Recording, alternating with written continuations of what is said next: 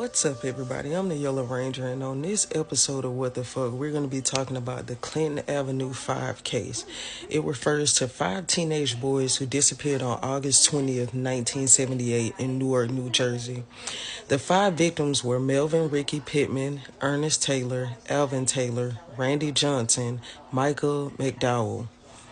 They were last seen walking together along Clinton Avenue, hence the Clinton Avenue 5. For many years, their disappearance remained a cold case with few solid leads.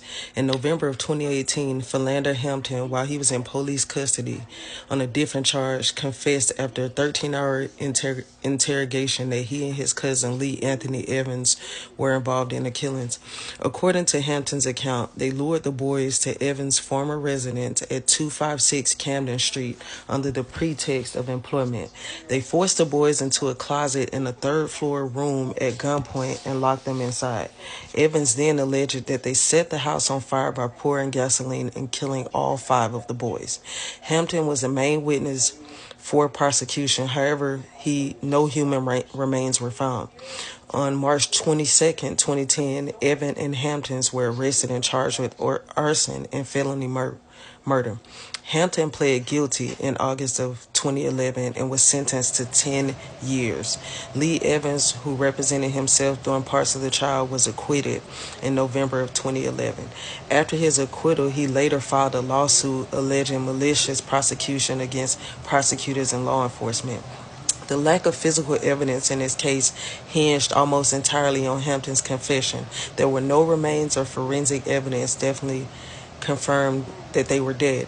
No crime scene was firmly established. The site was heavily burned, and fire destroyed much of the evidence that may have been there. Questions about his credibility also arose. Race, media, and system neglect. Writers and journalists have pointed out how the case may have been underreported or mishandled due to racial socioeconomic biases. As of September 2025, a federal ruling lifted immunity for 2 detectives in the case, allowing the acquitted defendants, Evans, to sue them for malicious prosecution. What are your thoughts on the Clinton Avenue 5 and how 5 kids disappeared and there was not much media attention about it? We don't even know if these kids were actually dead. There was nobody, there's no evidence. What are your thoughts on how this happened and how New Jersey mishandled this and how it still isn't getting a lot of media attention? I actually have one of their cousins on my TikTok who talks about this, but I'd like to know your thoughts and who I should do next.